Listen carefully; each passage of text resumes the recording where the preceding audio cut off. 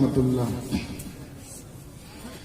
نحمده ونستعينه ونستغفره ونؤمن به ونتوكل عليه ونعوذ بالله من شرور أنفسنا ومن سيئات أعمالنا من يهده الله فلا مضل له ومن يضلله فلا هادي له ونشهد أن لا إله إلا الله وحده لا شريك له ونشهد أن سيدنا وحبيبنا ومولانا محمدا عبده ورسوله.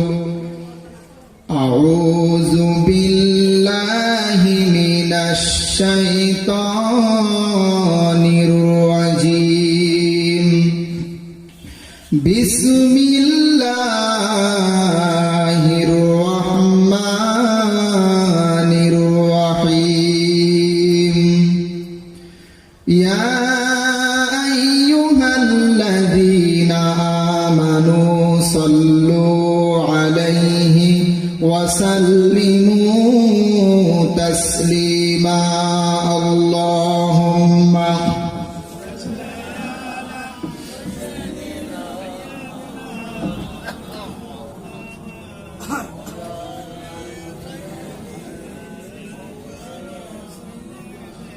প্রভু তুমি বলেছ রাসূল দেবে না,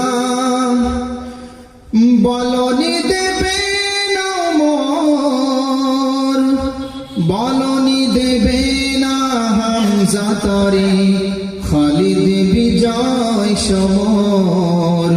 প্রভু তুমি বলেছ রাসূল দেবে না, বলনি দেবে না উমরের যুগ রাশিদার সেই খেলাফত, ফিরিয়ে দেবে না আলোর সমাজ কেটে কেটে আধার রাত। বলনি দেবে না উমরের যুগ রাশিদার সেই খেলাফত, ফিরিয়ে দেবে না আলোর সমাজ কেটে কেটে আধার রাত। পৃথিবীতে কখনো তো নবী দেবে না খুলে সোনালি দ্বার, বলনি দেবে না হামজা তরে খালিদ বিজয় সমর। প্রভু তুমি বলেছ রাসূল দেবে না। পৃথিবীর দিকে দিকে শুধু হাহাকার, লাঞ্ছিত মানবতার মাজলুমানের আহাজারিতে বই বাতাসে বিষণ্ণতা। পৃথিবীর দিকে দিকে শুধু হাহাকার, লাঞ্ছিত মানবতার মাজলুমানের আহাজারিতে বই বাতাসে বিষণ্ণতা। পুনরায় দেবে না তো রাসূল আবার খুলে সোনালি দ্বার, বলনি দেবে না হামজা তরে খালিদ বিজয় সমর। আপনারা কেমন আছেন সকলে? সামনের দিকে এগিয়ে আসতে হবে, অন্যথায় সমস্যা আছে। সামনের দিকে এগিয়ে আসেন, ভালো হবে কথা বলতে বুঝতে। যারা আলোচনা করে তারা বিষয়টা উপলব্ধি করতে পারে, যারা বসে থাকে তারা বুঝতে পারে না। তবে যারা আলোচনা করে তারা বিষয়টি ভালোভাবে বুঝতে পারে, উপলব্ধি করতে পারে যে সামনে যদি খালি থাকে, সামনের ময়দান, পিছনে মানুষ থাকে তো অসুবিধা হয়। এতে এগিয়ে আসেন, এগিয়ে আসেন, আপনারা এগিয়ে আসেন ভাইরা।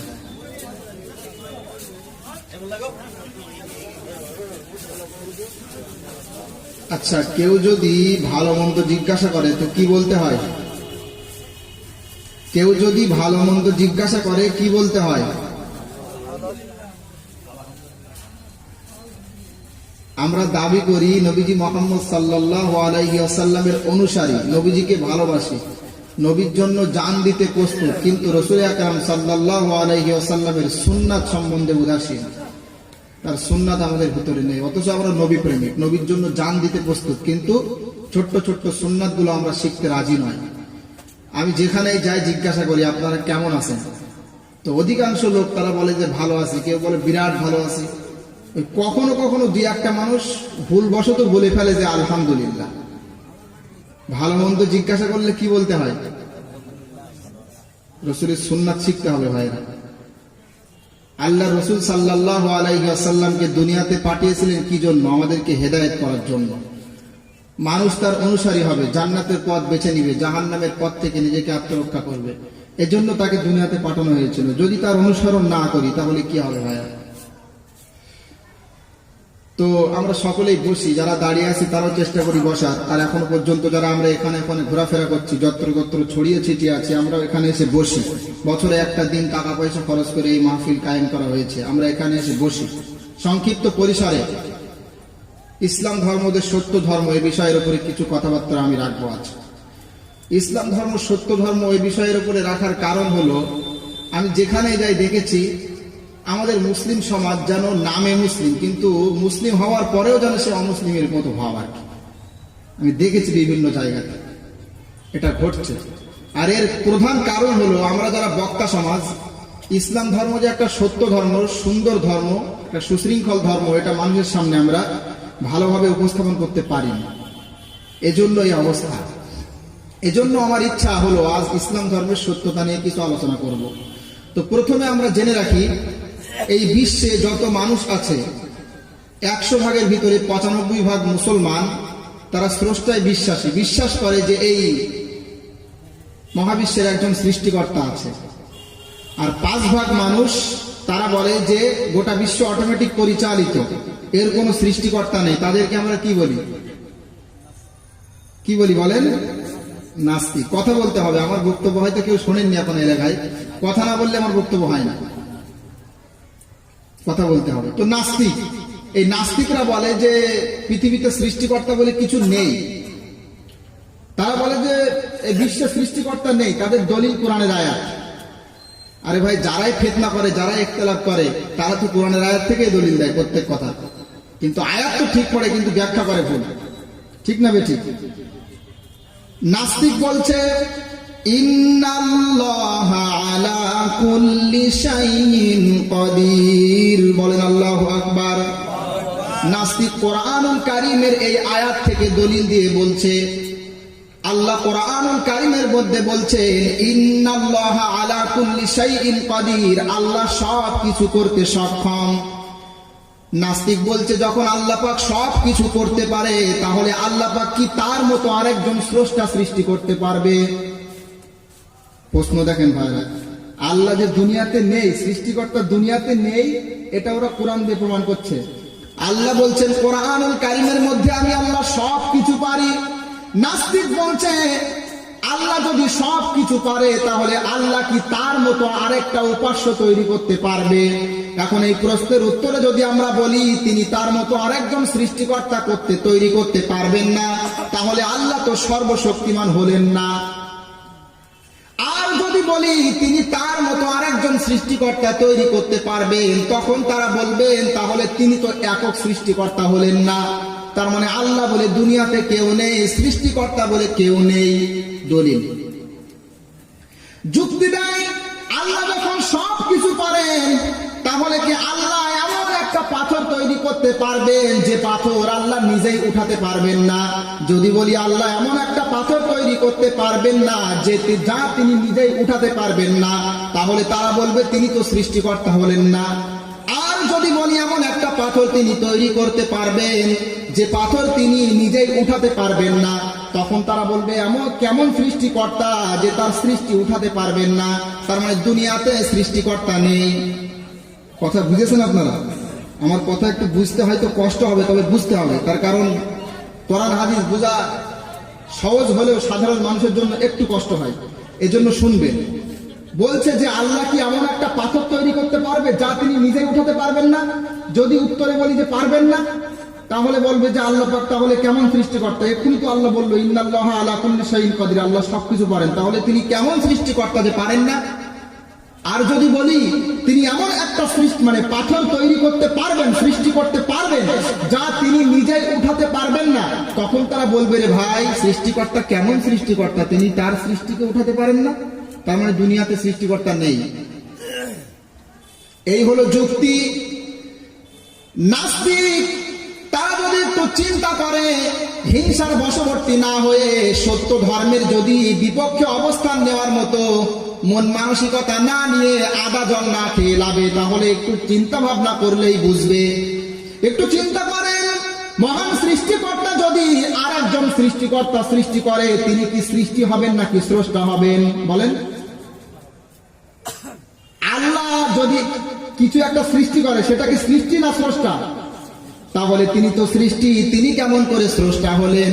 তার মানে নাস্তিক এমন একটা প্রশ্ন করেছে, এই প্রশ্ন করে তারা পরিচয় দিয়েছে তারা বেবোধ, পাগল।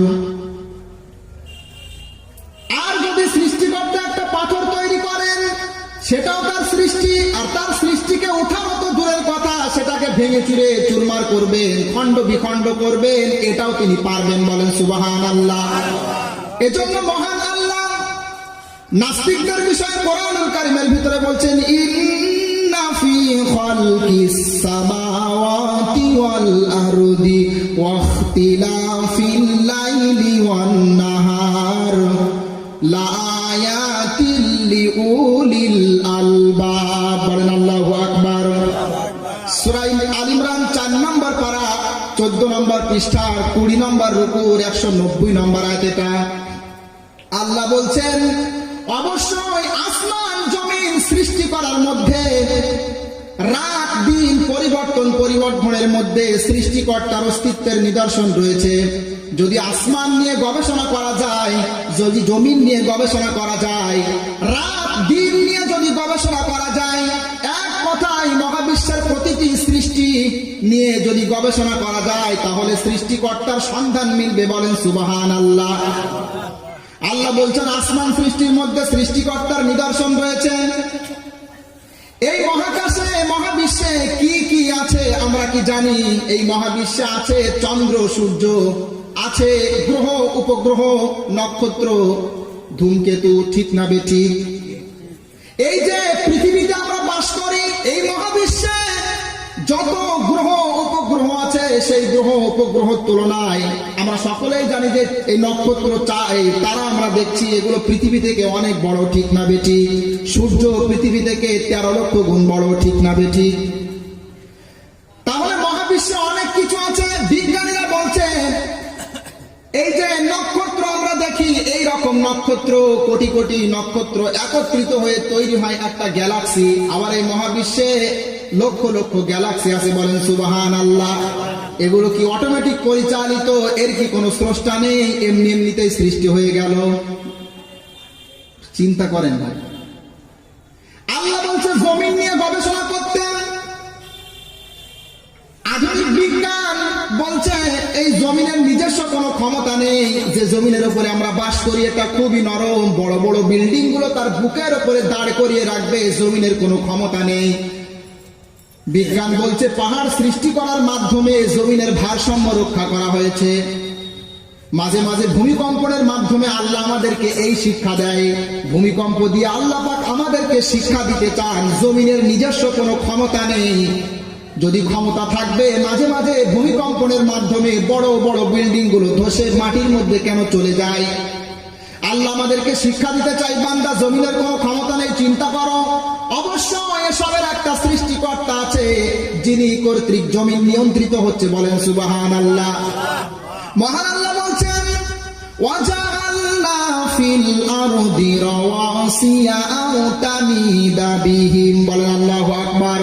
সূরা আম্বিয়া 17 নম্বর পারা 3 নম্বর পৃষ্ঠা 3 নম্বর রুকুর 33 নম্বর আয়াতে আছে।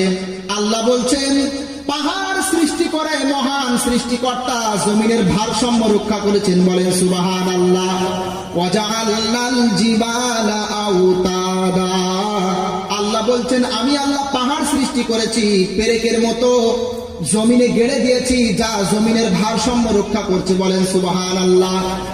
চিন্তা করেন ভাই, আধুনিক বিজ্ঞান বলছে পাহাড়গুলো সৃষ্টি করা হয়েছে, এর উপকার হলো জমিনের ভারসাম্য রক্ষা করছে পাহাড়। যদি পাহাড়গুলো না থাকতো তাহলে জমিন ধ্বংস হয়ে যেত। আর আল্লাহ সুবহানাহু ওয়া তাআলা নবীজির মাধ্যমে আজ থেকে 1450 বছর আগে আমাদেরকে জানিয়েছেন একই কথা। তো জমিন নিয়ে গবেষণা করলেও সৃষ্টিকর্তার সন্ধান পাওয়া যাবে। এই দুনিয়াটা এমনিতে সৃষ্টি নয়, এর পিছনে একটা রহস্য আছে।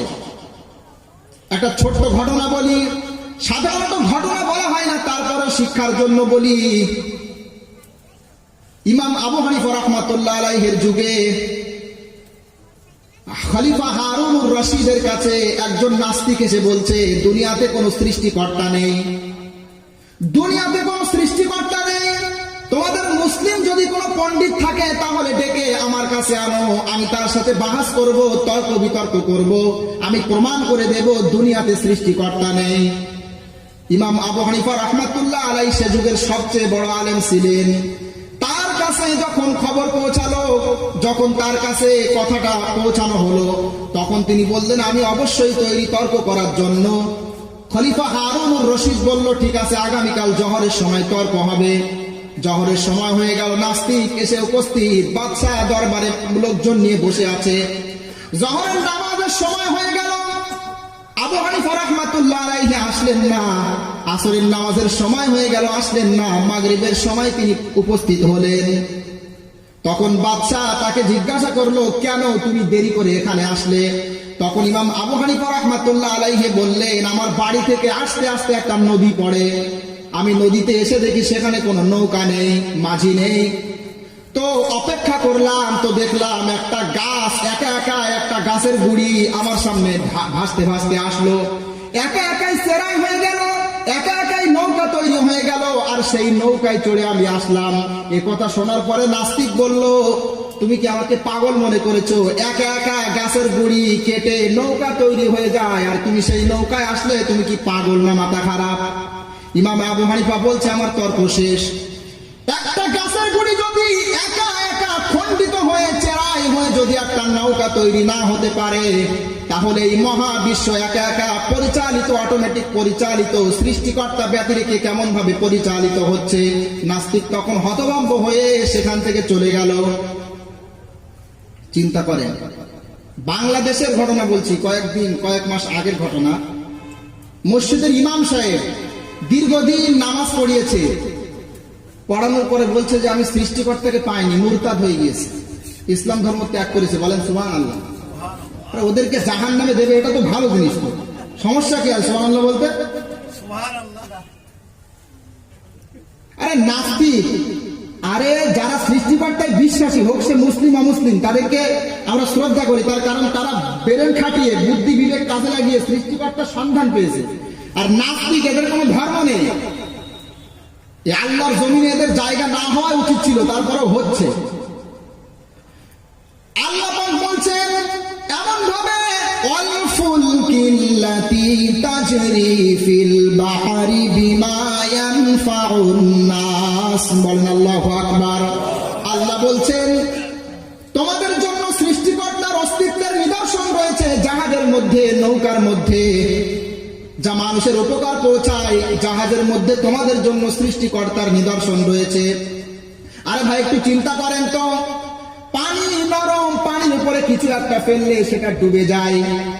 বড় বড় নৌকাগুলো, জাহাজগুলো টন টন মাল নিয়ে নদীর বুক পাড়ি দেয়, হাজার হাজার মানুষ নিয়ে সমুদ্রের উপরে ভাসমান অবস্থায় থাকে। কেমন করে আছে? পানি তো নরম, কেমন করে বড় বড় ভার সম্পন্ন জাহাজগুলো পানির উপরে ভেসে আছে। এখন যদি আমি প্রশ্ন করি, আপনি হয়তো বলবেন কাঠের গুড়ি চেরাই করে পানির উপরে ভাসিয়ে রাখলে ভেসে থাকে। আরে ভাই, থাকে তো বুঝলাম, কিন্তু রাখে কে? আমি যদি প্রশ্ন করি তো এক শ্রেণীর লোক বলবে, পাগল নাকি মাওলানা সাহেব? আরে ভাই, গাছের গুড়ি কেটে পানির উপরে ভাসিয়ে রাখলি থাকে। আরে ভাই, থাকে তো বুঝলাম, রাখলো কে? একটা মাটির দলা পানির উপরে রাখেন তো। আচ্ছা, গাছের গুড়ি, বা হয়তো বলবেন যে গাছের গুড়ি মানে চ্যাপ্টা, এজন্য থাকে, তো আপনি লোহা রাখেন, থাকবে? বলবেন হয়তো লোহা ভারী। আরে ভাই যাই বলেন না কেন, আল্লাহ সুবহানাহু ওয়া তাআলা এই বড় বড় জাহাজগুলো, এই লোহা ভারী ঠিক আছে, তো যখন ওই জাহাজের উপরে মালপত্র রাখা হয় জাহাজ ভারী হয় না? তো জাহাজ ডোবে না কেন? এজন্য আল্লাহ বলছেন তোমরা হিংসা বিদ্বেষের বশবর্তী হয়ে তোমরা আমার থেকে মুখ ফিরিয়ে নিও না, তোমরা আমার সৃষ্টি নিয়ে গবেষণা করো, তোমরা আমাকে পাবে। আওয়ালাম ইয়ারাল্লাযীনা কাফারু, আল্লাহ বলছেন আওয়ালাম ইয়ারাউ ইলা তায়রি ফাওকাহুম সাফফাতিন ওয়া ইয়াকবিজু মা ইউমসিকুহুন্না ইল্লার রহমান।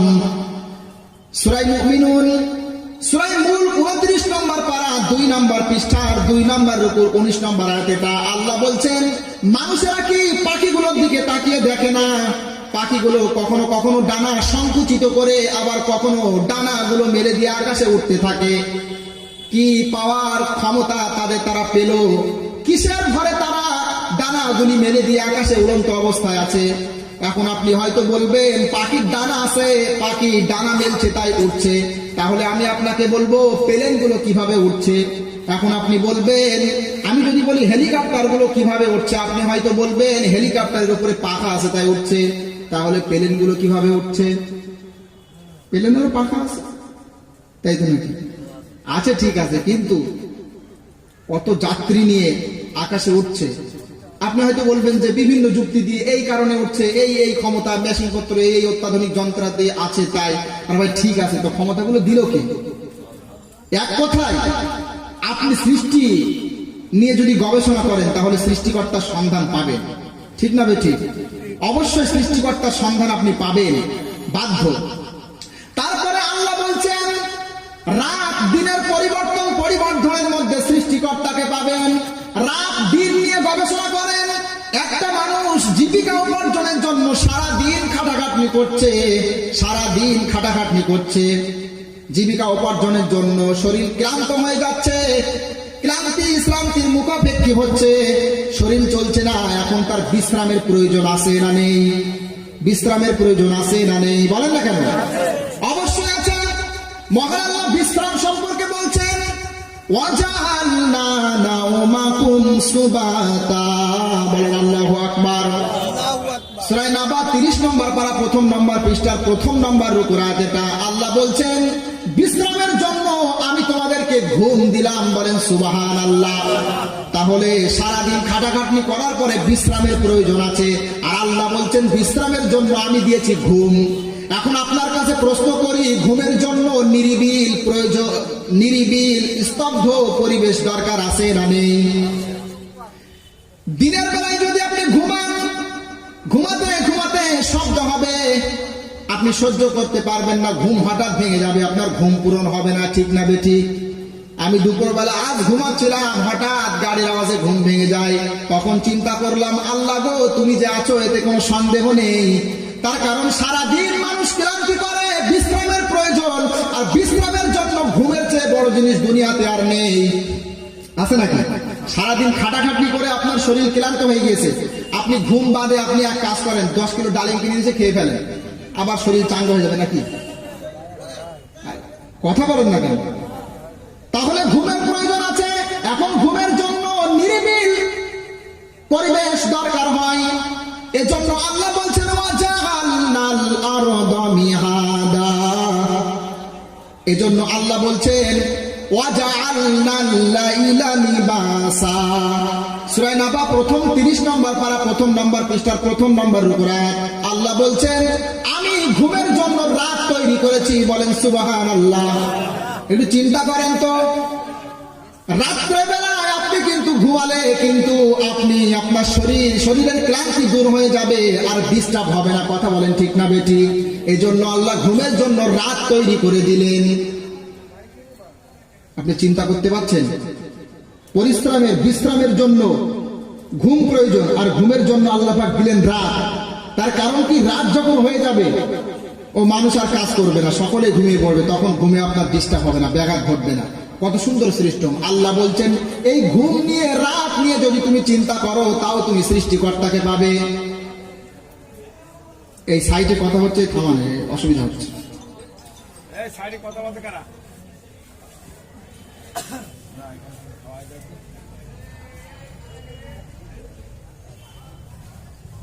তো যদি আপনি ঘুম নিয়ে গবেষণা করেন তাও সৃষ্টিকর্তাকে পাবেন, রাত নিয়ে গবেষণা করেন। এইভাবে রাত এবং দিনের পরিবর্তন সৃষ্টিকর্তার, আসমান সৃষ্টি জমিন সৃষ্টির মধ্যে সৃষ্টিকর্তাকে পাবো। এখন দ্বিতীয় প্রশ্ন হলো আপনাদের কাছে, মানুষ তার বিবেক বুদ্ধি কাজে লাগিয়ে এতটুকু বুঝতে পারে যে এই পৃথিবীতে একজন সৃষ্টিকর্তা আছে, কিন্তু সৃষ্টিকর্তা দুনিয়াতে আমাদেরকে কেন পাঠিয়েছেন, কি উদ্দেশ্য নিয়ে দুনিয়াতে পাঠিয়েছেন? যদি ইবাদতের জন্য পাঠায় তাহলে ইবাদত কেমন করে করতে হবে, কি করলে তিনি খুশি হবে আর কি করলে তিনি রাগ করবেন, এগুলো মানুষ কিন্তু বুদ্ধি বিবেক কাজে লাগিয়ে বুঝতে পারে না। এজন্য অবশ্যই সৃষ্টিকর্তার পক্ষ থেকে বার্তার প্রয়োজন রয়েছে, সৃষ্টিকর্তার পক্ষ থেকে কিতাবের প্রয়োজন রয়েছে, যে কিতাব পাঠিয়ে আমাদেরকে তিনি সঠিক রাস্তার হেদায়েত দেবে। কথা বলেন ঠিক না বেঠিক? একটা মানুষ হয়তো প্রশ্ন করতে পারে, দুনিয়াতে মানুষ কেমন ভাবে সৃষ্টিকর্তার ইবাদত করবে, কেমন ভাবে সৃষ্টিকর্তার সামনে নত হবে, কেমন ভাবে দুনিয়াতে সে জীবন পরিচালনা করবে, তার জন্য কোনটা ভালো কোনটা খারাপ, এটা জানার জন্য আল্লাহর পক্ষ থেকে নবীর কি প্রয়োজন আছে, ওহির কি প্রয়োজন আছে, কিতাবের কি প্রয়োজন আছে।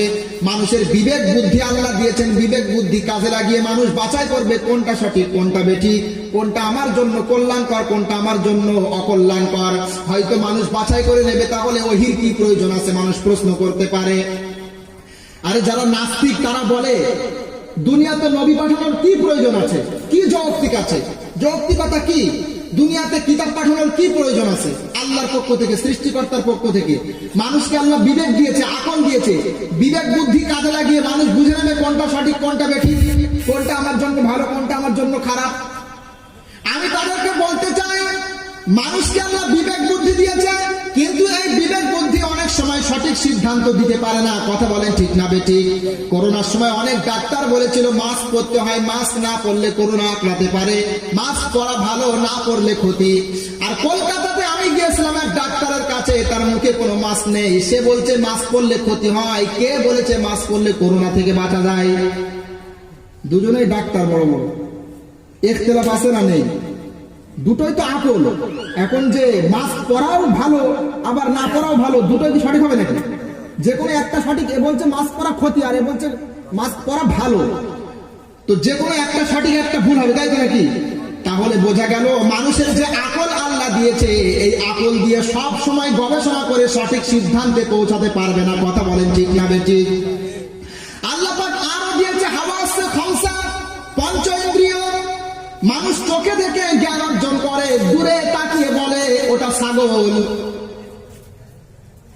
মানুষ কানে শুনে বলে এটা অমুক পশুর আওয়াজ, মানুষ চেখে বলে খাবারটা ভালো না খারাপ। কথা বলেন ঠিক না বেঠিক? নাস্তিকরা বলে যে যখন আল্লাহ পাক মানুষকে পঞ্চ ইন্দ্রিয় দিয়েছে, মানুষ চোখে দেখে বলে দেবে কোনটা ভালো কোনটা খারাপ, মানুষ চাটবে চেখে বলবে কোন খাদ্য ভালো কোনটা খারাপ, মানুষ শ্রবণ করবে শুনে বলবে এটা কোন জিনিসের আওয়াজ, মানুষ দেখে বলবে কোনটা কোন পশু। তো সমস্যা কি আছে? আকাশ থেকে নবী পাঠানোর কি প্রয়োজন? আমি বলি ভাইরা, আল্লাহ পাক যে আমাদের শ্রবণ যন্ত্র দিয়েছে, দর্শন যন্ত্র, মানুষ এই চোখে দেখে অনেক সময় ভুল করে। আপনি দূরে তাকিয়ে দেখছেন ওটা ভেড়া, কাছে আসলো তখন বলছেন না এটা তো ভেড়া না এটা ছাগল। তাহলে চোখে দেখেও ভুল হলো না? হলো না? মানুষের যখন জ্বর হয় তার সামনে মিষ্টি খাবারও যদি আপনি দেন, সে গালে দিয়ে বলবে তেতো। কথা বলেন ঠিক না বেঠিক? তাহলে বোঝা গেল গাল দিয়েও সঠিক সিদ্ধান্তে উপনীত হওয়া যায় না। পঞ্চ ইন্দ্রিয় হাওয়াসে লামিসা, মানুষ টাচ করে বলে দেয় এটা কি জিনিস। কিন্তু একজন কানাকে যদি বলা হয় হাতি কেমন, ও বলতে পারবে? ও পা জড়িয়ে ধরে বলবে হাতি থাম্বারের মতো হয়। আর যদি কানে হাত দেয় হাতির কানে, তো কানে হাত দিয়ে বলবে যে হাতি হয় কুলোর মতো। তো বোঝা গেল যে মানুষ টাচ করেও সঠিক সিদ্ধান্তে উপনীত হতে পারে না। যখন মানুষ আকল দিয়ে বিবেক বুদ্ধি কাজে লাগিয়ে সঠিক সিদ্ধান্তে উপনীত হতে পারে না, পঞ্চ ইন্দ্রিয় কাজে লাগিয়ে সঠিক সিদ্ধান্তে উপনীত হতে পারে না, তখন তৃতীয় এমন একটা বিষয় দরকার যেটা একেবারে নির্ভুল নির্ভেজাল, সেটা হলো ওহী, আল্লাহর পক্ষ থেকে বার্তা। কথা বলেন ঠিক না বেঠিক? এজন্যই তো মানুষ দুনিয়াতে মানুষকে পরেও দুনিয়াতে যুগে যুগে নবী পাঠিয়েছেন মানুষকে কল্যাণ অকল্যাণ বোঝানোর জন্য। ওয়ামা মিন উম্মাতিন ইল্লা খালা ফিহা নাযীর। বলেন আল্লাহু আকবার। আল্লাহ বলছেন মানবকে হেদায়েত করার জন্য যুগে যুগে আমি আল্লাহ নবী রাসূল পাঠিয়েছি। এমন কোন সম্প্রদায় দুনিয়া থেকে বিদায় নেয়নি তাদেরকে হেদায়েত করার জন্য, কল্যাণ অকল্যাণ বুঝিয়ে দেওয়ার জন্য, সঠিক রাস্তা ভুল রাস্তা তাদের সামনে স্পষ্ট করার জন্য। এমন কোন জাতি নেই আমি আল্লাহ তাদের কাছে রাসূল পাঠাইনি। বলেন সুবহানাল্লাহ। আর জোরে বলেন সুবহানাল্লাহ। যুগে যুগে আল্লাহ পাক নবী রাসূল পাঠিয়েছেন। আর এই নবীদের মধ্যে সর্বশেষ নবী যাকে আল্লাহ সর্বশেষ রাসূল করে দুনিয়ার মানুষকে হেদায়েত করার জন্য পাঠিয়েছিলেন তার নাম কি? হযরতে মুহাম্মদ রাসূলুল্লাহ সাল্লাল্লাহু আলাইহি ওয়াসাল্লাম। ইখতিলাফের কোনো শেষ নেই। প্রথমে তো নাস্তিকদের ইখতিলাফ বললাম, এবার যখন আমি এটাও প্রমাণ করলাম যে দুনিয়াতে আল্লাহ রাসূল পাঠাতে হবে আল্লাহর সৃষ্টিকর্তা, এটা আমাদের বিবেকের দাবি। এখন আমি বললাম যে যুগে যুগে যুগে আল্লাহ রাসূল দুনিয়াতে পাঠিয়েছেন, আর এই রাসূলদের মধ্যে নবীদের মধ্যে সর্বশেষ নবী সর্বশেষ রাসূল আমার আপনার নবী মুহাম্মদুর রাসূলুল্লাহ সাল্লাল্লাহু আলাইহি ওয়াসাল্লাম। এবার মুসলিম ভাইরা প্রশ্ন করবে, মুহাম্মদ শেষ নবী, মুহাম্মদ আল্লাহর বার্তা বাহক, এটা কি করে হয়? এর প্রমাণ কি? এর প্রমাণ দেওয়ার জন্য এখানে বসা আছে। আমাদের নবীদের সত্য নবী, আমাদের ইসলাম ধর্ম সত্য ধর্ম, এটা কোরআন হাদিস, এটা আমি আধুনিক বিজ্ঞান দ্বারা প্রমাণ করব। মনে রাখতে হবে আমাদের কোরআনুল কারীম নবী মুহাম্মদ সাল্লাল্লাহু আলাইহি ওয়াসাল্লামের উপরে অবতীর্ণ হয়েছে আজ থেকে 1450 বছর আগে, ঠিক না? আর আমরা জানি এই আধুনিক বিজ্ঞান অনেক তথ্য, এমন এমন তথ্য আবিষ্কার করছে এখন যেগুলো আজ থেকে মানুষ 5 বছর আগে জানতো না, আজ থেকে 100 বছর আগে জানতো না। কোন বিজ্ঞানের কোন তথ্য আছে আজ থেকে মানুষ 500 বছর আগে জানতো না। তো আমি এমন কিছু তথ্য আপনাদের সামনে আজ উপস্থাপন করব যে তথ্য আজ থেকে 100 বছর আগে মানুষ জানতো না, কিন্তু কোরআনের ভিতরে আছে। বলি সুবহানাল্লাহ। তাহলে যদি আমি প্রমাণ করতে পারি তাহলে কোরআনুল কারীম সত্য, এটা আপনি মানতে বাধ্য। তাহলে শুরু করা যাক নাকি? একটু বুঝতে হবে ভাই, আলোচনা একটু কঠিন আছে আজকে আলোচনা, যেহেতু কোরআন বিজ্ঞান বুঝতে পারছেন কঠিন আছে, তবে একটু বোঝার চেষ্টা করেন। কেন বলছি জানেন? কারণ ইসলাম ধর্ম যে সত্য এটা আমরা অনেকে এখনো পর্যন্ত, আমি কয়েক মাস আগে একজনকে নামাজের কথা বলার জন্য কাউকে পাঠালাম, তো সে বলল যে নামাজ পড়ে কি করব, ইসলাম ধর্ম আগে না সনাতন ধর্ম আগে? ইসলাম ধর্ম তো 1400 বছর আগে এসছে, 1450 বছর আগে। এরও আগে তো দুনিয়াতে সনাতন ধর্ম ছিল, তো ইসলাম এর আগে কি দুনিয়াতে সত্য ছিল না? আরে ভাই, কত বড় একটা ভুল কথা। ইসলাম ধর্ম কি 1450 বছর আগে? আমরা অনেকেই ভুল বুঝি। বুখারী শরীফের মধ্যে রাসূল কারীম সাল্লাল্লাহু আলাইহি ওয়াসাল্লাম বলছেন, মাসালি ওয়া মাসালুল আমবিয়াই কামাসালি রাজুলিন বানা দারান ফাআহসানাহু ওয়া আজমালা। আল্লাহর নবী বলছেন, আমার দৃষ্টান্ত আর আমার পূর্বে যে সমস্ত নবী, যে সমস্ত বার্তাবাহক আল্লাহ সৃষ্টিকর্তার পক্ষ থেকে দুনিয়াতে এসেছে, তাদের দৃষ্টান্ত তেমন যেমন একটা মানুষ বিল্ডিং তৈরি করলো, ফাআহসানাহু ওয়া আজমালা, সুন্দর বিল্ডিং তৈরি করলো, কিন্তু একটা ইটের মতো জায়গা খালি রাখলো। মানুষেরা বিল্ডিংটা তাওয়াফ করছে, ঘুরছে, বলছে কত সুন্দর বিল্ডিং হয়েছে, কিন্তু একটা ইটের জায়গা খালি আছে। এই জায়গা যদি পূর্ণ হতো বিল্ডিংটা সুন্দর লাগতো। আমার আপনার নবী বলছেন, ইসলাম ধর্ম একটা সৌধ। দুনিয়াতে যেদিন প্রথম মানব সৃষ্টি করা হয়েছে সেদিন থেকেই ইসলাম ধর্ম আছে। দুনিয়াতে আল্লাহ মানুষকে হেদায়েত করার জন্য যুগে যুগে বার্তাবাহক নবী পাঠিয়েছেন। আমার নবী বলছেন, আনা নাবিয়াতু হাযিহি, আমি হলাম ইসলাম ধর্মের সৌধ। এই সৌধের সর্বশেষ ইট, সর্বশেষ নবী মুহাম্মদ সাল্লাল্লাহু আলাইহি ওয়াসাল্লাম। বলেন সুবহানাল্লাহ। আমার আপনার নবী বলছেন যে ইসলাম তো শুরু থেকে আছে, তবে ইসলাম ধর্মে যুগে যুগে নবী পাঠানো হয়েছে, আর আমি হলাম ইসলাম ধর্মের সর্বশেষ নবী। বলেন সুবহানাল্লাহ। তাহলে আমরা এমন কোন ধর্মের উপরে নেই যে ধর্ম দুনিয়াতে 1450 বছর আগে এসছে, আমরা সেই ধর্মের উপরে আছি যে ধর্ম দুনিয়ার শুরু থেকে আছে। বলেন সুবহানাল্লাহ। আর জোরে বলেন সুবহানাল্লাহ। আল কোরআনের পথ, এই পথই আসল পথ। আল কোরআনের পথ, এই পথই আসল পথ। অন্য পথে অন্য মতে নাই যে রহমত। আল কোরআনের আলোয় যার জীবন আলোকিত সে চির বিপ্লবী নয় কখনো ভীত। আল কোরআনের আলোয় যার জীবন আলোকিত সে চির বিপ্লবী নয় কখনো ভীত। ঠিক না বেঠিক? আল কোরআনুল কারীম পেয়ে আমরা খুশি না অখুশি? আল কোরআনুল কারীম পেয়ে আমরা এজন্য খুশি যে এই কোরআনুল কারীম সত্য। আর যদি বলেন কেন সত্য, এটা আমি প্রমাণ করবো এক্ষুনি। আধুনিক বিজ্ঞান আজ থেকে মাত্র 150 বছর আগে অথবা তার কিছু আগে আধুনিক বিজ্ঞান বলছে এই মহাবিশ্ব প্রথমে স্তূপ আকারে পুঞ্জীভূত ছিল, মিলিত ছিল, আসমান জমিন সব একত্রে মিলিত ছিল। বিগ ব্যাংকের মাধ্যমে পৃথিবী সৃষ্টি করা হয়েছে। ঠিক না বেঠিক? আরে ভাই আপনারা হয়তো জানেন না, বিজ্ঞানীরা বলছে যে মহাবিশ্ব মিলিত অবস্থায় ছিল, একটা বিস্ফোরণ ঘটিয়ে এগুলোকে আলাদা আলাদা করা হয়েছে। যারা আমরা স্কুল কলেজে পড়ি বিষয়টি জানি, আধুনিক বিজ্ঞান বলছে। আর এই যে বিজ্ঞান যে কথা বলছে, পৃথিবী, আসমান জমিন, গ্রহ উপগ্রহ, চন্দ্র নক্ষত্র সূর্য সবকিছু একত্রে মিলিত অবস্থায় ছিল। তারপরে বিগ ব্যাংকের মাধ্যমে পৃথিবী সৃষ্টি করা হয়েছে। এ কথা আজ থেকে কয়েকশো বছর আগে বিজ্ঞানী বলছে। কিন্তু কোরআনুল কারীমের ভিতরে এই তথ্য আমার আপনার নবী সৃষ্টিকর্তার পক্ষ থেকে 1450 বছর আগে জানিয়ে গিয়েছেন।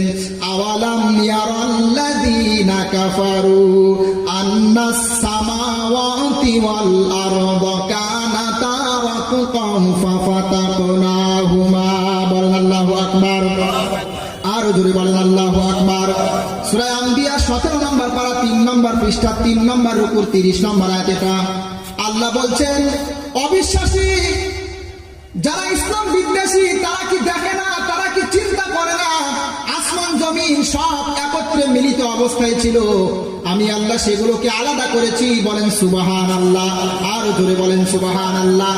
এই আয়াতের ব্যাখ্যায় তাফসীরে জালালাইন 280 নম্বর পৃষ্ঠাতে 2 নম্বর টিকাতে লেখা আছে, আইকানাতা রাতকান আইকানাতা শাইআন ওয়াহিদান রাতকান ফাজআলনাহা তাবাকাতিন উখরা। আল্লাহ বলছেন আসমান জমিন এ সব কিছু মিলিত অবস্থায় ছিল। তাফসীর করতে গিয়ে বলছে সব কিছু মিলিত অবস্থায় ছিল, একত্রে চিপকে ছিল।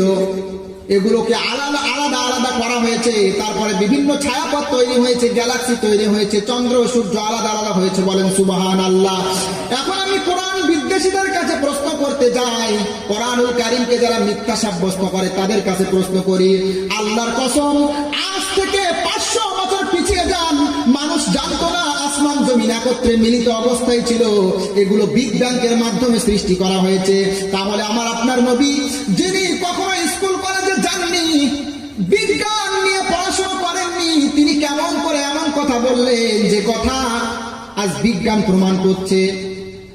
যদি কোরআনুল কারীম মিথ্যা হয় তাহলে এই সমস্যার সমাধান আমাকে দিয়ে যান। কেমন করে মোহাম্মদ জানলো? তিনি তো কোনো বিজ্ঞানী ছিলেন না।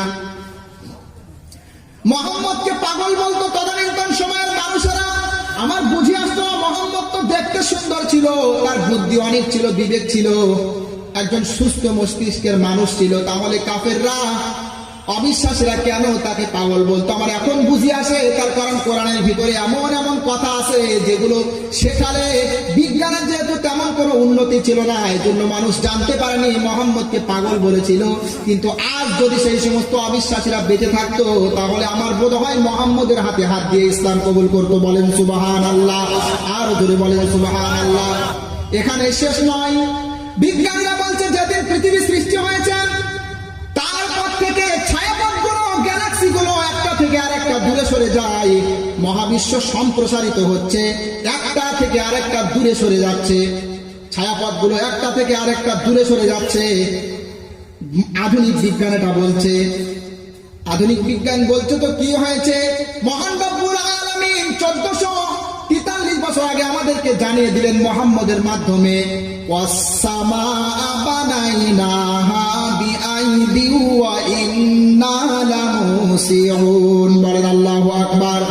আল্লাহ বলছেন আমি আল্লাহ আসমান জমিন সৃষ্টি করেছি আর আমি মহাবিশ্ব মহাবিশ্ব সম্প্রসারণ করছি, বলেন সুবহানাল্লাহ। আরো জোরে বলেন সুবহানাল্লাহ। আধুনিক বিজ্ঞান বলছে মহাবিশ্ব ক্রমান্বয়ে সুষমভাবে সম্প্রসারিত হচ্ছে।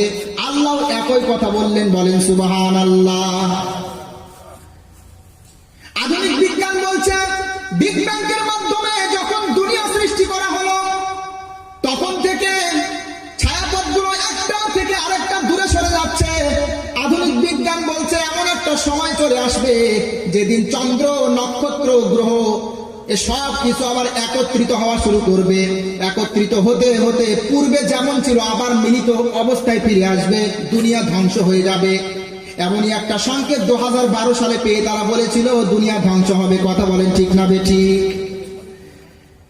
একই কথা কোরআনুল কারীমের ভিতরে আল্লাহ বলছেন ইয়াউমা নাতুবিস সামাআ কাতাইয়িস সিজিল্লি লিল কুতুব কামা বাদানা আওয়ালা খালকিন নুঈদুহু। বলেন আল্লাহু আকবার। সূরা আম্বিয়া 17 নম্বর পারা 10 নম্বর পৃষ্ঠার শেষ নম্বর রুকুর 104 নম্বর আয়াত। আল্লাহ বলছেন আমি প্রথমে যেমন দুনিয়া সৃষ্টি করেছিলাম, দুনিয়া সৃষ্টি করার সময় যেমন ছিল মিলিত অবস্থায়, আমি আল্লাহ কিয়ামতের দিন আবার এই দুনিয়া, আসমান, জমিন, গ্রহ, উপগ্রহ, চন্দ্র সব কিছু আমি আল্লাহ গুটিয়ে নেব তেমন করে, যেমন ভাবে খাতার পৃষ্ঠাগুলো ভাঁজ করে গুটিয়ে নেওয়া হয়। বলেন সুবহানাল্লাহ। আর জোরে বলেন সুবহানাল্লাহ। আমি এই কোরআন বিদ্বেষীদের কাছে প্রশ্ন করতে চাই, মোহাম্মদ তো 1400-1450 বছর আগেকারের মানুষ, কেমন করে তিনি বললেন এমন কথা যে কথা বিজ্ঞানের সাথে মিলে যাচ্ছে? তিনি তো কোনো বিজ্ঞানী ছিলেন না। অবাক হয়ে যায় ভাইরা। কোরআনুল কারীম পড়তে পড়তে মাঝে এত খুশি হয়ে যায়, এত খুশি হয় মনে হয় যে গলায় দড়ি দিয়ে মরে যায়। একটু খুশি মানে এত খুশি মনে হয় যে এক্ষুনি মরে যায় গলায় দড়ি দিয়ে। সহ্য হচ্ছে না খুশি। এত সত্য গ্রন্থ, সত্য স্রষ্টা, সত্য ধর্ম পেয়েছি, কি বলবো আপনাদেরকে বোঝাতে পারছি না। কিন্তু আমরা ইসলাম মুসলিম সমাজ আজকে অনেক পিছিয়ে পড়াশোনা থেকে, ঠিক না বেঠিক? এই কোরআনুল কারীম যখন মুহাম্মদ সাল্লাল্লাহু আলাইহি ওয়াসাল্লাম কাফেরদেরকে চ্যালেঞ্জ করেছিলেন, ওয়া ইন কুনতুম ফি রাইবিন মিম্মা নাযালনা আলা আবদিনা ফাআতু বিসূরাতিন মিন মিসলি ওয়াদউ শুহাদাআকুম মিন দুনিল্লাহি ইন কুনতুম সাদিকিন। বলেন আল্লাহু আকবার। আর জোরে বলেন আল্লাহু আকবার। সূরা বাকারা 1 নম্বর পারা 3 নম্বর পৃষ্ঠা 3 নম্বর রুকুর 14 নম্বর লাইনের 23 নম্বর আয়াত। আল্লাহ বলছেন মুহাম্মদ তুমি অবিশ্বাসীদেরকে বলো, যদি তোমরা কোরআনুল কারীমের বিষয়ে সন্দেহান হয়ে থাকো যে কোরআনুল কারীম মিথ্যা ধর্মগ্রন্থ, তাহলে তোমরা কোরআনুল কারীমের সূরার মতো আরেকটি সূরা বানিয়ে দেখাও। যদি তোমরা সত্যবাদী হয়ে থাকো, তোমাদের যে সমস্ত সহকারী আছে, তোমাদের যে সমস্ত কল্পিত উপাস্য আছে, সকলকে একত্রিত করে কোরআনুল কারীমের মতো একটা কোরআন বানিয়ে তোমরা দেখাও, কোরআনের সূরার মতো একটা সূরা বানিয়ে দেখাও। আমি সত্য কথা বলছি, ছোটবেলায় এই আয়াত যখন পড়তাম তখন ভাবতাম কোরআনের মতো কোরআন বানানো কঠিন কি করে হয়? যদি ভালো আরবি শেখা যায় তাহলে কোরআনের মতো আরবি লিখে দেবো, সমস্যা কি আছে?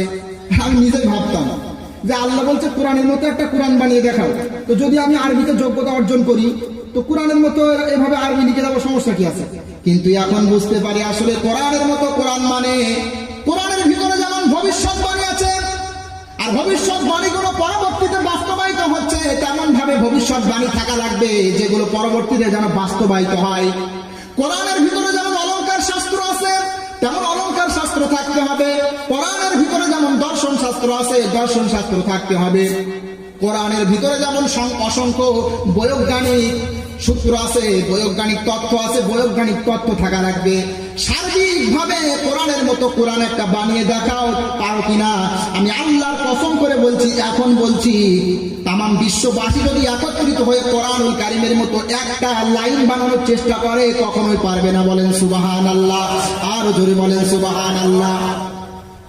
আর আল্লাহ বলছেন ফাইল্লাম তাফআলু ওয়ালাউ তাফআলু ফাত্তাকু واتقوا النار التي وقودها الناس والحجارة أعدت للكافرين বলেন আল্লাহু আকবার। সূরা বাকারা প্রথম নম্বর পারা 4 নম্বর পৃষ্ঠা 3 নম্বর রুকুর প্রথম নম্বর লাইনের 23 নম্বর আয়াত। আল্লাহ বলছেন, যদি তোমরা কোরআনের বিপক্ষে অবস্থান না নিতে পারো, কোরআনের মতো আরেকটি কোরআন না বানিয়ে দেখাতে পারো, তাহলে ভয় করো সেই আগুনের যেটা আমি সৃষ্টির জন্য তৈরি করেছি। যারা আমার অবাধ্য হবে, যারা বিশ্বাস করবে, সত্য গ্রন্থ অস্বীকার করবে, তারা সেই আগুনের মধ্যে যাবে। ভয় করো। তো আমার বুঝি আসে এখন, মুহাম্মদ যখন আরবদের চ্যালেঞ্জ করতো কোরআনের মতো কোরআন বানিয়ে দেখাও সাহস থাকলে, আমি যে কোরআন বলছি কোরআনের মতো কোরআন বানিয়ে দেখাও, তখন কাফেররা হাসাহাসি করতো, বলতো এ মুহাম্মদ কি পাগল হয়ে গেছে নাকি, কি বলছে, এই এমন এমন কথা বলে একেবারে বাস্তবসম্মত নয়, এমন এমন কথা বলে যে বিবেক বিরুদ্ধ। আমার মনে হয় যদি এখন তারা দুনিয়াতে থাকতো, মুহাম্মদের হাতে হাত দিয়ে ইসলাম গ্রহণ করত। মুহাম্মদ বলতো আকাশ থেকে লোহা অবতীর্ণ হয়, কাফেররা ব্যঙ্গ বিদ্রুপ করত, লোহা তো জমিনের উপাদান, জমিনে পাওয়া যায়। মুহাম্মদ বলছে লোহা নাকি আকাশ থেকে পানির মতো বর্ষণ করা হয়েছে। ওয়া আনজালনাল হাদিদা ফীহি বাসুন শাদীদ, আল্লাহ বলছেন আমি আকাশ থেকে লোহা অবতীর্ণ করেছি, আর লোহার মধ্যে অনেক শক্তি রয়েছে। মুহাম্মদ যখন এই কথা প্রচার করত, কাফেররা বলতো মুহাম্মদ কি পাগল হয়ে গেছে, লোহা তো জমিনে পাওয়া যায় মাটির মধ্যে, লোহা কেমন করে আকাশ থেকে আসলো, মুহাম্মদ পাগল হয়ে গেছে। মুহাম্মদকে পাগল বলতো, আমার বুঝি আসতো না, কিন্তু এখন বুঝি আসে কেন পাগল বলতো। এবার আসে আধুনিক বিজ্ঞান। আধুনিক বিজ্ঞান জানিয়েছে আমাদেরকে লোহা তৈরি হতে যত ডিগ্রি সেলসিয়াস তাপমাত্রা প্রয়োজন, এটা দুনিয়ার নেই, সূর্য নেই, এটা অন্য কোন গ্রহ থেকে পাঠানো হয়েছে। বলেন সুবহানাল্লাহ, আরো জোরে বলেন সুবহানাল্লাহ। চিন্তা করতে পারছেন, মুহাম্মদ সাল্লাল্লাহু আলাইহি সাল্লাম কথা বলতেন সেই জামানায়, কাফেরদের সাথে মানে মনের সাথে খাপ খেত না। আরে আমি যদি এখন এখানে জিজ্ঞাসা করতাম এই কোরআনের আয়াতটা পড়ার আগে যে লোহা আকাশ থেকে পাঠানো হয়েছে নাকি জমিন থেকে, তো আপনারা সকলেই বলতেন যে লোহা জমিনের উপাদান। আমার বিশ্বাস অনেকেই বলতো লোহা আকাশ থেকে অবতীর্ণ হয়েছে পানির মতো। পাগল নাকি ভাই মামা সাহেব? কিন্তু না, আধুনিক বিজ্ঞান বলছে লোহা তৈরি হতে যত ডিগ্রি সেলসিয়াস তাপমাত্রার প্রয়োজন দুনিয়ার নেই, লোহা দুনিয়ার কোনো উপাদান না। বিজ্ঞানের মাধ্যমে যখন প্রথমে দুনিয়া সৃষ্টি করা হয়েছিল, তখন অন্য কোথাও থেকে লোহা দুনিয়াতে পাঠানো হয়েছিল। বলেন সুবহানাল্লাহ, আরো জোরে বলেন সুবহানাল্লাহ।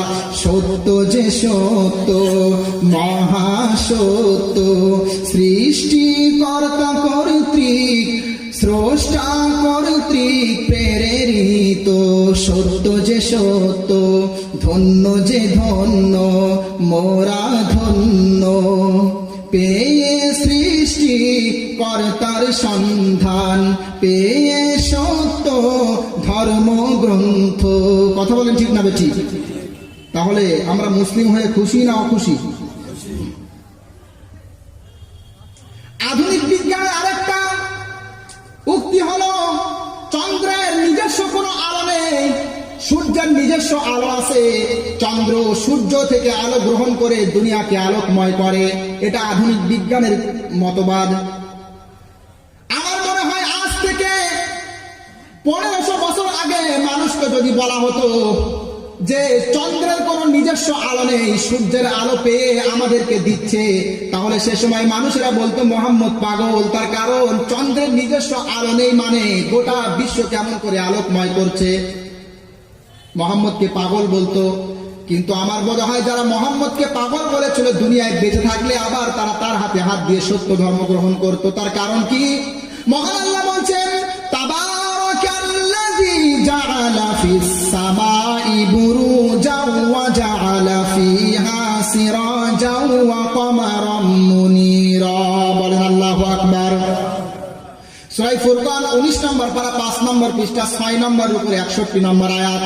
আল্লাহ বলছেন আমি আল্লাহ আসমানে সৃষ্টি করেছি নক্ষত্র, আমি আল্লাহ সৃষ্টি করেছি একটি সূর্য, একটি সিরাজা, আর সৃষ্টি করেছি একটি চন্দ্র মুনীরা। এবার শব্দের দিকে লক্ষ্য করেন। সূর্যের ক্ষেত্রে আল্লাহ বলছেন আমি আল্লাহ সৃষ্টি করেছি সিরাজুন, তার মানে প্রদীপ। প্রদীপের নিজস্ব আলো আছে না নেই? বলেন। ল্যাম্প, প্রদীপের নিজস্ব আলো আছে না নেই? তাহলে সূর্যের নিজস্ব আলো আছে, কোরআনুল কারিমে বলছে। আর বলছে আমি সৃষ্টি করেছি একটি আলোকময় চন্দ্র, আর চন্দ্রের আলোকময় হওয়ার জন্য আলো থাকা শর্ত নয়। যদি আমি এখানে একটা আয়না রাখি তাহলে এই আলো আয়নাতে এসে পড়বে, তারপরে এখান থেকে আলো আবার ওই কাপড়ে গিয়ে পড়বে। তাহলে কি বলবেন যে এর নিজস্ব আলো আছে? বলবেন? শুধু এখানে নয়, আরো ক্লিয়ার করে আল্লাহ জানিয়ে দিলেন, ওয়াল্লাযী জাআলাশ শামসা দিয়াআন ওয়াল কমারা নূরা। বলেন আল্লাহু আকবার। আল্লাহ বলছেন আল্লাহ সূর্যকে জিয়া বানিয়েছেন এবং চন্দ্রকে বানিয়েছেন নূর। এখন যৌবন কাকে বলে, জিয়া কাকে বলে, নূর কাকে বলে আপনাকে জানতে হবে। যদি আপনি জানতে পারেন যৌবন কাকে বলে, নূর কাকে বলে, তাহলে আবারও একবার ইসলামের সত্যতা প্রমাণ হয়ে যাবে। তাফসিরে জালালাইন 170 নম্বর পৃষ্ঠাতে 18 নম্বর টিকাতে লেখা আছে, আয-যাওউ নূরুন কবিয়্যুন আযীমুন আখাসু মিন মুতলাকি নূর। যৌবন বলা হয় এমন একটা আলোকে যেটা সত্য আলো, বৃহত্তাকার আলো, প্রচন্ড উজ্জ্বলময়। সেখানে আরো ব্যাখ্যা করে বলা হচ্ছে, যৌবন বলা হয় এমন একটা আলোকে নূরুহু জাতিয়ুন, যার আলোটা সত্তাগত। বলেন সুবহানাল্লাহ।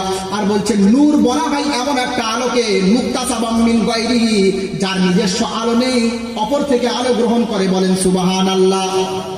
আর বলছে ফামা ইয়াকামু বিশ-শামসি ইয়াকালু লাহু যাওউন, সুতরাং সূর্যের সাথে যে আলো আছে তাকে বলা হবে যাওউন। আমা ইয়াকামু বিল কামারি ইয়াকালু লাহু নূর, আর চন্দ্রের সাথে যে আলো আছে তাকে বলা হবে অপরের থেকে হাওলাত করা। তাহলে আল্লাহ বলছেন হুয়াল্লাযী জাআলাশ শামসা দিয়াআন, আল্লাহ বানিয়েছে এমন একটা সূর্য যার নিজস্ব আলো আছে।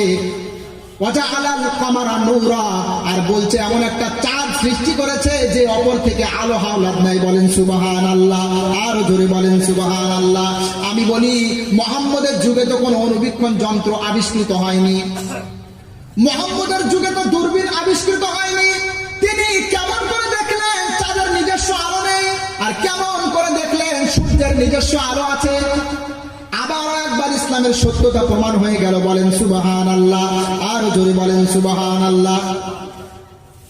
বিজ্ঞান একটু বোঝার চেষ্টা করে, কোরআনুল কারীম কি বলছে দেখেন। আরে বিজ্ঞান তো 100 বছর, 200 বছর, 500 বছর আগে যে সমস্ত কথাগুলো প্রমাণ করেছে, আমার আপনার নবী আজ থেকে 1400 বছর আগে সেটা বলে গেছেন। কি করে সম্ভব ভাই? আরে বিজ্ঞান যে বলছে চাঁদের নিজস্ব আলো নেই আর সূর্যের আছে, তো তারা এগুলো কি এই অত্যাধুনিক যন্ত্রপাতি দিয়ে গবেষণা করেই তো বলছে। আর এই যন্ত্রপাতি কি নবীর যুগে ছিল? চিন্তা করেন।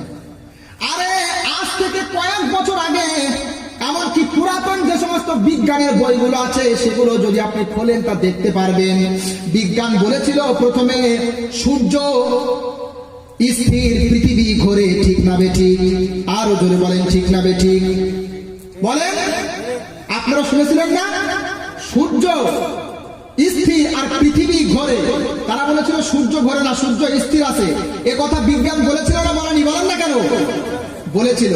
পুরাতন বিজ্ঞানের বই খুললে আপনি পাবেন। কিন্তু আধুনিক বিজ্ঞান বলছে না, আমাদের এই মতবাদটা ভুল ছিল। তারা বলছে সূর্য ঘোরে, সূর্য স্থির নয়। আধুনিক বিজ্ঞানের মত এটা। এবার দেখি কোরআনুল কারীম কি বলছে। মহান আল্লাহ বলছে হুয়াল্লাযী খালাকাল লাইলা ওয়ান নাহারা ওয়াশ-শামসা ওয়াল কমারা কুল্লুন ফি ফালাকি ইয়াসবাহুন। বলেন আল্লাহু আকবার। সূরা সূরা আম্বিয়া 17 নম্বর পারা 3 নম্বর পৃষ্ঠার 3 নম্বর রুকুর 30 নম্বর আয়াতের প্রথম অংশে আছে।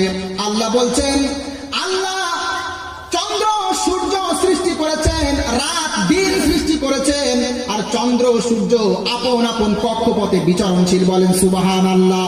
আর জোরে বলেন সুবহানাল্লাহ।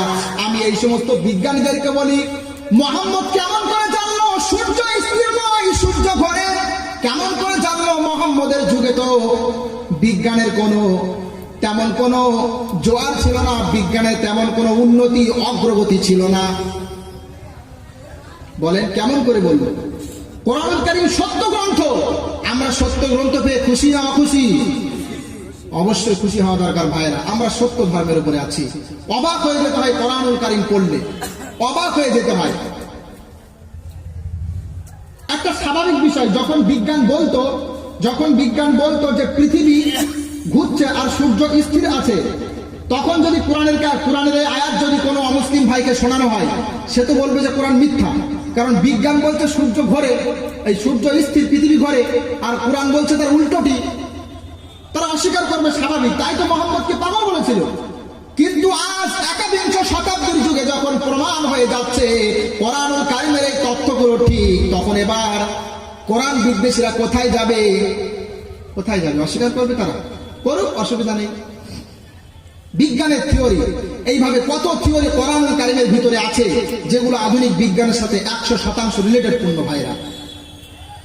আধুনিক বিজ্ঞান বলছে এই মহাবিশ্বে অনেক গ্যালাক্সি, মহাবিশ্বে ব্ল্যাক হোলস রয়েছে, অনেকগুলো অন্ধকার কূপ যেখানে তারকারাজি পতিত হয়। বিজ্ঞান এটা প্রমাণ করছে, আমরা সকলেই অনেকেই জানি। মহাবিশ্বে বিজ্ঞান বলছে এমন এমন জায়গা আছে যার মহাকর্ষীয় শক্তি এতটাই বেশি, যার সীমার মধ্যে যদি কোনো তারা যায়, কোনো নক্ষত্র যায়, তাহলে সঙ্গে সঙ্গে সেটা গিরে হজম করে ফেলবে। মহাবিশ্বে এমন এমন জায়গা আছে যেটা অন্ধকার কূপ, সেখানে যদি বড় বড় তারা পর্যন্ত যায়, সঙ্গে সঙ্গে গিলে ফেলবে। এমনকি তার ক্ষমতা এতই বেশি, লাইটের আলো পর্যন্ত সেখানে লাগলে লাইটের আলো পর্যন্ত ফিরে আমাদের চোখে আসে না। আধুনিক বিজ্ঞান বলছে এই যে লাইট যেগুলো আমরা দেখছি, সেখানে প্রথমে আলো পড়ছে, ওই আলো আমাদের চোখে আসে, তারপরে আমরা সেটা দেখি। আর ওই কৃষ্ণ গহ্বর ব্ল্যাক হোল এমনই একটা অন্ধকার কূপ যেখানে আলো পর্যন্ত গেলে বেরিয়ে আসতে পারে না। আধুনিক বিজ্ঞান এটা বলছে মহাবিশ্বে এমন এমন জায়গা আছে যেখানে তারকারাজি পতিত হয়। দেখি এবার কোরআনুল কারীম কি বলছে। মহান আল্লাহ বলছেন, ফালা উকসিমু বিমাওয়াকিইন নুজুম ওয়া ইন্নাহু লাকাসামুল লাউ তা'লামুনা আযীম। আল্লাহু আকবার। আল্লাহ বলছেন আমি আল্লাহ শপথ করছি সেই জায়গার মাওয়াকিইন নুজুম যেখানে তারকারাজি পতিত হয়, তারাগুলো যেখানে খসে খসে পড়ে। বলেন সুবহানাল্লাহ, আর জোরে বলেন সুবহানাল্লাহ। কি করে বলল নবী মুহাম্মদ? মাওয়াকিইন নুজুমের ব্যাখ্যা বিভিন্ন ভাবে দেওয়া হয়েছে, তবে তাফসীরে কুরতুবীর ভিতরে ইমাম কুরতুবী রাহমাতুল্লাহ আলাইহি তিনি ইমাম কাতাদা রাহিমাহুল্লাহর একটা উক্তি নকল করেছেন। মাওয়াকিইন নুজুম আই মাসাকিতিহা ওয়া মাগাইবিহা, তার মানে মাওয়াকিইন নুজুম হলো এমন জায়গা যেখানে তারকা পতিত হয়, যেখানে তারকা নক্ষত্রগুলো গেলে অদৃশ্য হয়ে যায়। তাফসীর ইবনে কাসিরের ভিতরে কাতাদা রাহিমাহুল্লাহ থেকে এমনই একটা বর্ণনা আছে। তাহলে আমি এই বিদ্বেষীদেরকে প্রশ্ন করতে চাই, কোরআন বিদ্বেষীদেরকে, মুহাম্মদ এমন কথা 1400 বছর আগে কেমন করে বললেন, যে কথা আজ থেকে কয়েকশো বছর আগেকারের মানুষ জানতো না, মুহাম্মদ কেমন করে বলল? অবাক হয়ে যেতে হয় ভাইরা। এইভাবে কোরআনুল কারীমের ভিতরে অসংখ্য তথ্য আছে যেগুলো আধুনিক বিজ্ঞানের সাথে 100% রিলেটেড পূর্ণ। সেগুলো নিয়ে যদি আমরা গবেষণা করি তাহলে বুঝতে পারবো ইসলাম ধর্ম সত্য ধর্ম। আমরা অবশ্যই বুঝতে পারবো ইসলাম ধর্ম সত্য ধর্ম। আমরা সত্য দিনের উপরে আছি, আমরা সত্য ধর্মের উপরে, সত্য মতবাদের উপরে আমরা প্রতিষ্ঠিত আছি। আল্লাহ পাক আমাদেরকে থাকার তৌফিক দান করুন, বলেন আমিন। আমি যদি কোনদিন পথ ভুলে যাই, হাত ছানি দিয়ে কাছে নিও, মমতার বন্ধনে আমায় বেঁধে সব ভুল ক্ষমা করে দিও। আমি যদি কোনদিন পথ ভুলে যাই, হাত ছানি দিয়ে কাছে নিও, মমতার বন্ধনে আমায় বেঁধে সব ভুল ক্ষমা করে দিও। জেনে না জেনে করি কত অপরাধ, কখনো করো না তুমি বাদ প্রতিবাদ। তোমার দয়ার সীমা নাই নাই নাই, তোমার দয়ার সীমা নাই নাই নাই, সেই দয়া পেতে আজ কাঁদি আমিও। মমতার বন্ধনে আমায় বেঁধে সব ভুল ক্ষমা করে দিও। বলেন এই ছোট্ট যে কবিতা বললাম এর ভিতরে কি আছে? আমি যদি কখনো পথ ভুলে যাই, তার মানে আল্লাহ সত্য ধর্ম সত্য মতবাদ পেয়ে যদি আমি আবার পথভ্রষ্ট হয়ে যাই, গুমরা হয়ে যাই, তুমি আমাকে সঠিক রাস্তায় ফিরিয়ে আনো।